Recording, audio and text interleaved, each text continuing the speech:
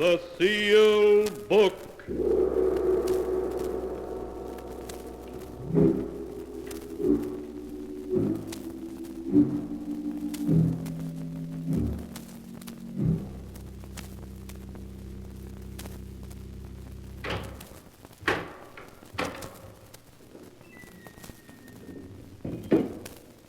Once again, the keeper of the book has opened the ponderous door to the secret vault, wherein is kept the great sealed book, which records all the secrets and mysteries of mankind through the ages.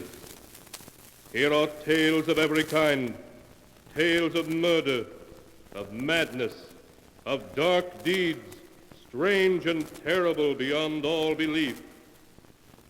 Keeper of the book, I would know what tale we tell this time. Open the great book and let us read. Slowly, the great book opens. One by one, the keeper of the book turns the pages and stops. Ah, the strange story of a woman who was born with the soul of a cat. A tale titled Queen of the Cats.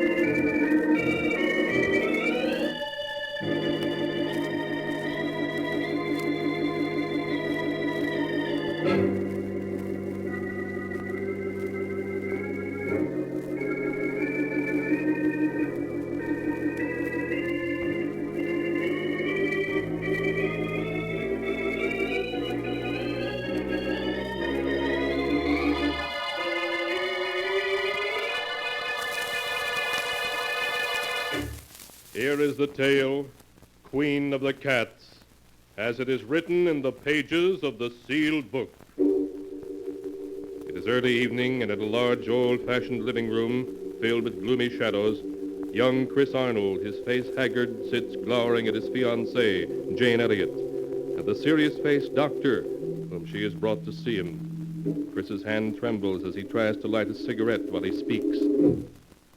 I'm sorry Jane made you come all the way out here to see me, Dr. Smith. There's nothing wrong with me. Nothing, I tell you. Oh, Chris, there is. I know it. Yes, Chris, Jane's right. I've known you all my life, and I can see at a glance there's something wrong. Now, why not tell me, and let me see whether I can help you or not. All right. I'll tell you. I've got to tell someone. Jane knows part of the story already. She was in it. But I'll tell it to you from the very beginning, which was 2 years ago at a party to which Jane and I were invited. Oh, Chris, isn't this a wonderful party? The only thing wonderful about it is you. Chris, don't. People are watching. Oh, fine thing when a man can't kiss his best girl in public. What's this generation coming to? At Miss Tyndall's school, we were taught a young lady never kisses a man in public. Miss Tyndall is setting romance back 50 years. Who are you looking for, anyway? Rana Farouk, my roommate at Miss Tyndall's. Oh, she's the Egyptian girl you were telling me about. Yes, I want you to meet her.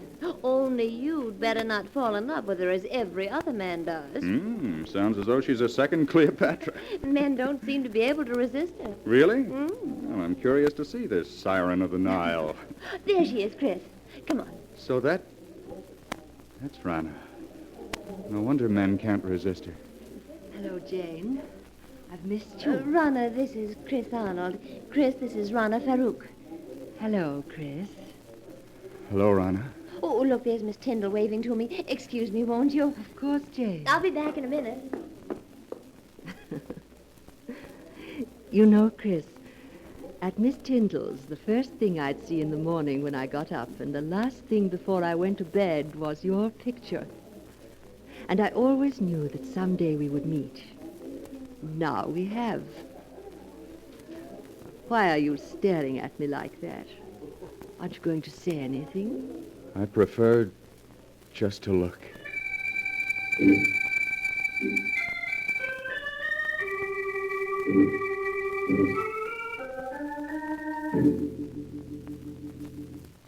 Even now, Doctor, 2 years after our first meeting, I find it difficult to describe how beautiful Rana was. I was her slave from the moment I saw her. And a month after we'd met, we were married. I see. Please go on, Chris. After Rana and I were married, we took an apartment in town. In the months that followed, I began to see Rana not as the image I'd been infatuated with, but as she really was. Vain, selfish, and possessive. It was a possessiveness verging on madness. She couldn't bear to have me out of her sight.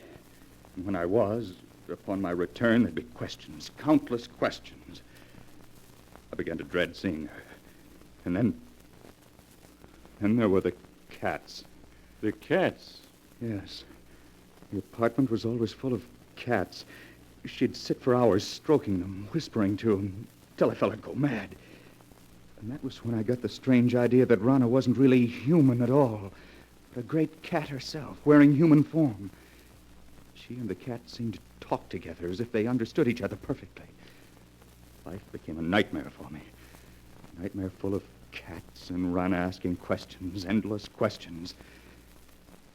One day I realized I couldn't go on living with her any longer, that our marriage had been a mistake. I decided to tell her about it that very evening, without waiting any longer. May I come in, Rana? Of course, dear. Rana, there's something important I want to talk to you about. Please, Chris, there's so little time just now. We can talk after the party. But, Rana, this is important.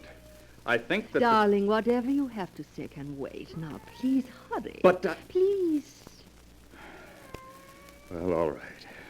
We'll discuss what I have to say later. Chris, when I called you at the office this afternoon, why didn't you tell me that you'd had lunch with Mary Walker? How did you know I had lunch with her? Oh, a friend told me. A friend? Who was it? What is it, my beauty? What are you trying to tell me? Rana, put that cat down and answer me. Who was the friend that told you I had lunch with Mary Walker? Someone you've never met, darling. How is it you always know what I've been doing? Whom I've been seeing? It's as though you have people spying on me. Chris, what a thing to say. Now, please hurry or we'll be late. There's something strange about the way you always know what I've been doing. Sometimes I suspect... Chris, look out! You stepped on Sabina's tail. Well, if there weren't so many cats underfoot, I wouldn't have stepped on it.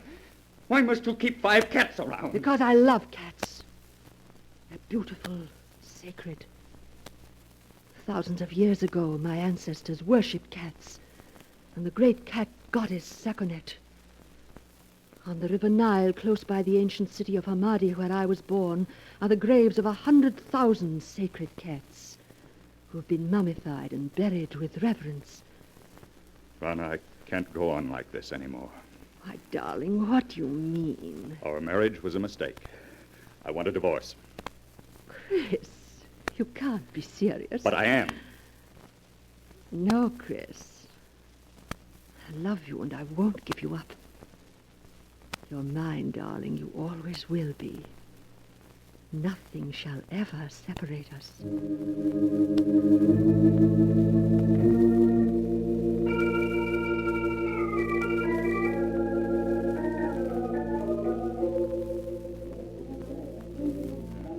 Care for a cocktail, sir? No, thank you. Well, even if you won't have one, Mr. Arnold, I will. Jane! Oh, Jane, it's good to see you again. Can't we go someplace and talk? What about the terrace? All right, Chris. Here, this door opens onto it. Oh, this is much better. It's been quite some time since we've seen each other, hasn't it? Yes, the last time we saw each other was the night that... The night that I met Rana. Yes. How is Rana, Chris? Oh, she's fine. Oh, Jane, I've made such a mess out of everything. I was a fool to have married her. Please, Chris, you mustn't talk like that. I was a fool, Jane, mistaking infatuation for love. Can you ever forgive me for the way I behaved towards you? There's nothing to forgive, Chris. Jane, this is a surprise. Rana. Hello, Rana. Really, Jane, the way you've avoided calling on us, I half suspect you're still in love with Chris. Rana, you have no right to talk to her like that. Please, Chris, I'm afraid I'll have to be leaving. It's getting quite late. Good night. Good night, Jane.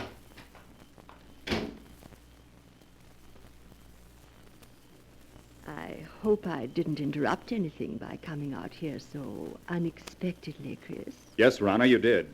I was about to tell Jane that I love her and that I always will. Rana, you've got to give me a divorce. I'll never give you a divorce. Never, do you hear? You're mine and you always will be. If I can't have you, no one else will.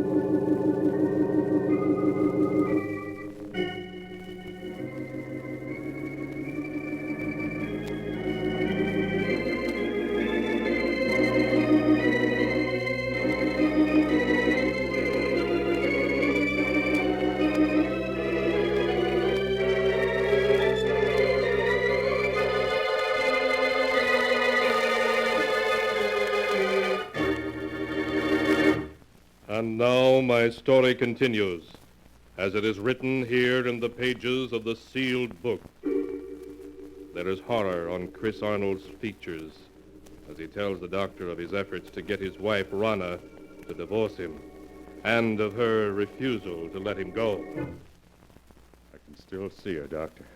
She stood there, glaring at me. She looked like a cat. A great angry cat. Her green eyes were cold and murderous. Her long nails dug into my arm. Her body was tense. For a moment, I thought she was going to scratch my eyes out. And she turned and stalked away. What happened after that night, Chris? I ceased speaking to Rana. We lived in the same apartment, but that was all. Rana waited for me to come around, with all the patience of a cat playing with a mouse. But when a month had passed and I still refused to talk to her, she made an attempt to win me back. It happened one night as we were driving to this house. Why are you slowing down, Rana? I want to talk to you, Chris, and I can't talk to you while I'm driving. There's no point in your stopping. We have nothing to say to each other. But we do, darling. Chris, we could be so happy together if you wanted to. You know how much I love you. I'd do anything to make you happy, anything. Anything? Then you can give me a divorce. Chris, you haven't any right to treat me like this. I'm your wife. Only in the eyes of the law, not in my eyes. I hate you. I hate you! Oh, you cat! You almost took my eyes out with those claws of yours. I will scratch your eyes out before I let any other woman have you. You're mine and you always will be. Perhaps this will bring you to your senses. Slide over. I'll drive. Very well, Chris.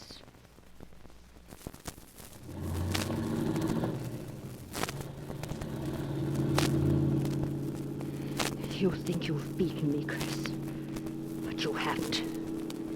In the end, you'll come crawling to me. It may take a year, 2 years, 5 years, but I can wait. You have everything planned perfectly, Rana, don't you? But I have one way of escape from you that you never thought of. Really? And what way is that? I can escape through death. Death? Yes, Rana. If I should fail to take the curve 100 yards ahead, we'd plunge off the side of this mountain. Chris, you wouldn't. Why not, Rana? You've showed me there's nothing to live for. This at least is a clean way out. No, Chris! Chris, don't! No! No!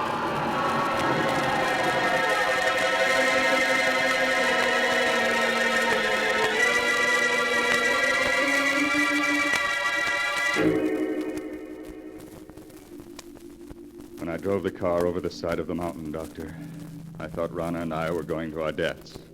But fate decreed otherwise. When I recovered consciousness 48 hours later in a hospital, I learned it was only Rana who had died. I only had a few bones broken and was out of the hospital in a month. It was just a week later that I ran into Jane. Oh, Jane! Oh, Chris, it's you. Janie, you always seem to pop up just when I need you most. These past weeks must have been so difficult for you. Oh, I don't want to look back at the past, Jane, but only to the future.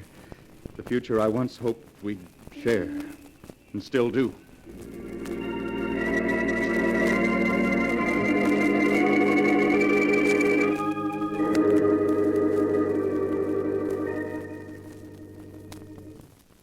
Two months ago, Doctor, Jane and I became engaged. It was just about that time that I first began to notice that everywhere I went, there always seemed to be a cat following me. Are you sure you weren't imagining it, Chris? Well, at first I thought it was my imagination, but a week after Jane and I became engaged, I was certain I was being followed. Well, tell me, Chris, was it always the same cat that followed you? No, one day it'd be one cat and another day a different one. Then one night, I saw her. It happened in this very room 6 weeks ago. I had great difficulty in falling asleep that night. Suddenly, the silence was broken by the faint crying of a cat. Crying grew louder, louder. I lay in the darkness listening, realizing that the cat crying was real, living, and in my room. I could feel my heart pounding as I sat up in bed and looked about my darkened room. And suddenly I saw her. Two burning green eyes in the darkness. There was no mistaking those eyes. They were Rana's. I stared into those eyes for what seemed like hours. Then, as though listening to a stranger's voice, I heard myself speak. Rana! It is you, Rana, isn't it? Yes, I'd recognize those green eyes anywhere. So you've come back, and in the form I've always thought of you as, a cat. I know why you've come back. It's because of Jane. You always said that if you couldn't have me, no one else would. That I was yours and always would be. Well, you're wrong, do you hear? Jane and I are going to be married. You came between us once, but you aren't going to this time. I will marry her, and there's nothing you can do to stop me. You fiend, try to scratch my eyes out, would you? Well, we'll see about that. Perhaps that'll show you. Nothing you can do will stop me from marrying her. I know that the cats that were following me and spying on me were doing so under your orders. You're the queen of the cats. Yes, I should have known. No wonder you always knew where I'd been, who I'd seen. You had cats spying on me even then. Well, even if you are the queen of the cats, you can't stop me from marrying Jane. Perhaps a bullet between those green eyes of yours is what's needed.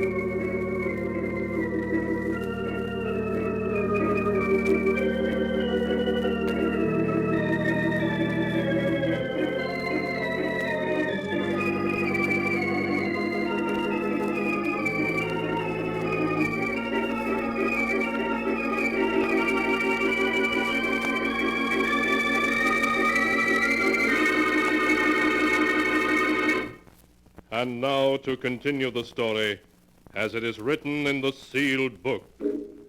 His voice shaking, Chris Arnold is telling how he shot at the great black cat which came to him in the night and missed. I emptied the gun at her, Doctor. At Rana in her true form of a great cat. And I turned on the light. There was no sign of her. She'd vanished. All that I found were 6 bullet holes in the wall opposite my bed. Chris, isn't it possible that you only dreamed all that actually you fired the gun in your sleep and the shots themselves wakened you? I tried to tell myself that.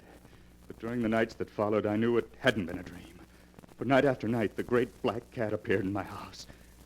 I'd lie awake, waiting to hear her voice. And when she'd appear, I'd plead with her to leave me alone, but she'd only stare at me with those burning green eyes, waiting.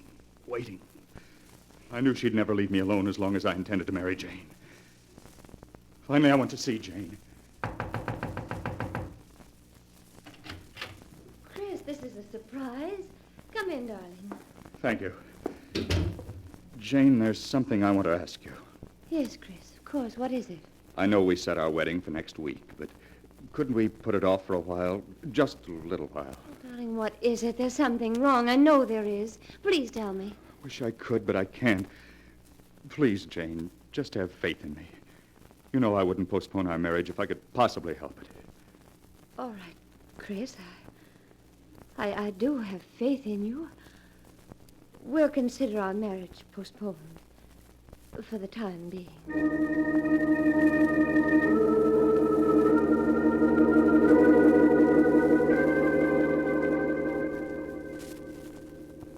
The night I put off my marriage to Jane, Doctor, was the first night that Rana didn't appear. And the first night in a week that I was able to sleep. You think, Chris, that she didn't appear again because you had postponed your marriage to Jane? I know it. Weeks went by. Weeks in which I was able to sleep soundly without being awakened by her. I came to think that perhaps it had all been part of a horrible nightmare and that I was over it at last. A week ago, I asked Jane to set the date for our wedding. She did so, and that same day we took out a marriage license. But that night, Rana appeared again, her eyes shining in the dark, cold and murderous. And I've seen her every night since. I tell myself that I mustn't be afraid, but I keep hearing her voice over and over. If I can't have you, no one else will. You're mine, and you always will be. Chris, darling, I wish I'd known all this before. You feel, Chris, that somehow she'll prevent you from marrying Jane? You know I sound mad, but I do. I have a feeling something horrible will happen if I attempt to marry her. Do you still have the marriage license? Yes. Why do you ask? Chris, you've reached a crisis in your life. You're faced with fears that are threatening to overwhelm your sanity. Now, the best way for you to challenge your fears is to go through with your marriage to Jane now, tonight. Tonight? Yes. It's quite late, but I'm sure a friend of mine who's a judge will marry you. All right, Doctor. Jane, will you marry me tonight? Oh, yes, Chris. Yes.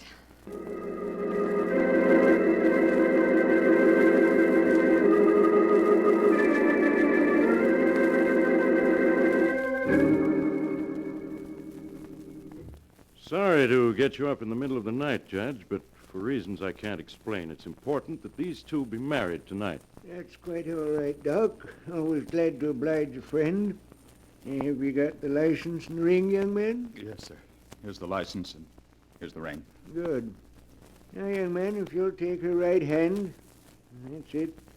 Now, shall I give the long ceremony or the short one?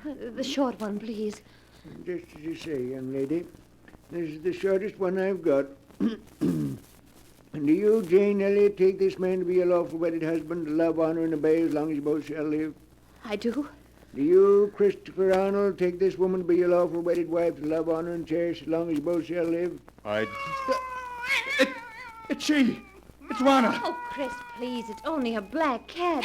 You mustn't pay any attention to it. Of course not. Now It's Rana, I tell you. Look at her eyes. I told you she'd try to prevent my marrying Jane. Well, I'll get rid of her for once and for all. Chris, what are you doing with that gun? Put it down. Oh, she got away. Well, wherever she's gone, I'll find her and kill her. Chris! Chris, come back!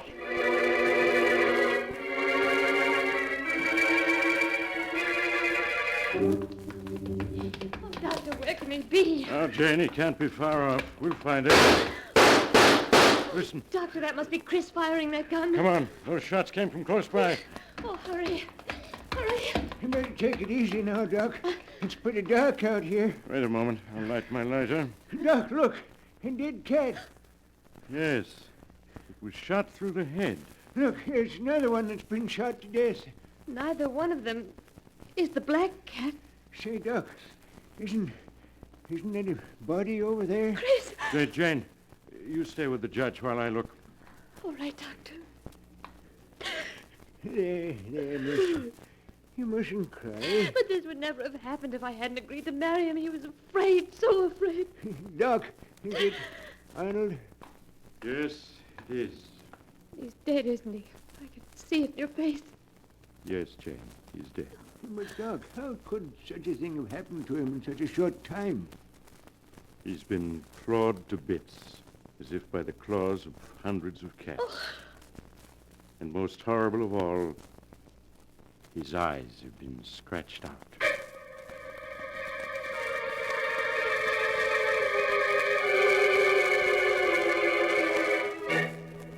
2 days later, at Chris Arnold's funeral, a great black cat appeared as if from nowhere, sitting close by the edge of the grave and licking its paws as it watched the coffin lowered into the earth. When they tried to catch it, it leaped away and seemed to vanish and was never seen again.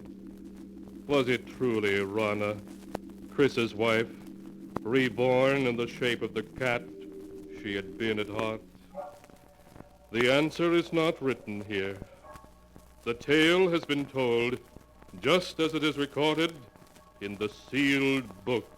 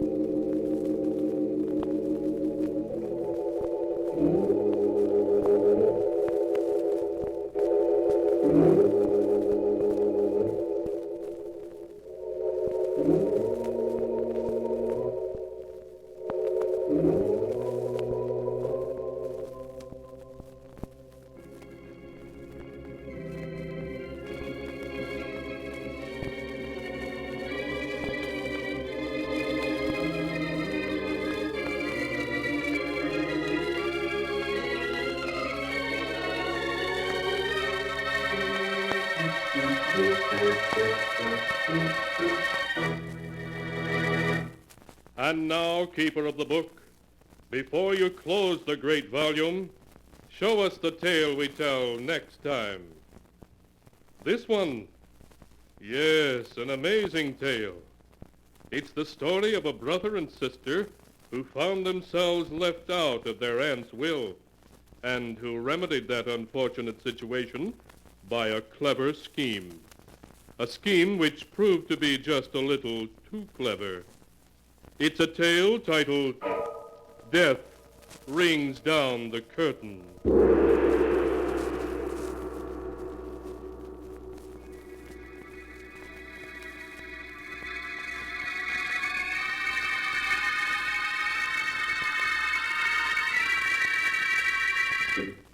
Be sure to be with us again next time, when the sound of the great gong heralds another strange and exciting tale from The Sealed Book. The Sealed Book, written by Bob Arthur and David Cogan, is produced and directed by Jock McGregor.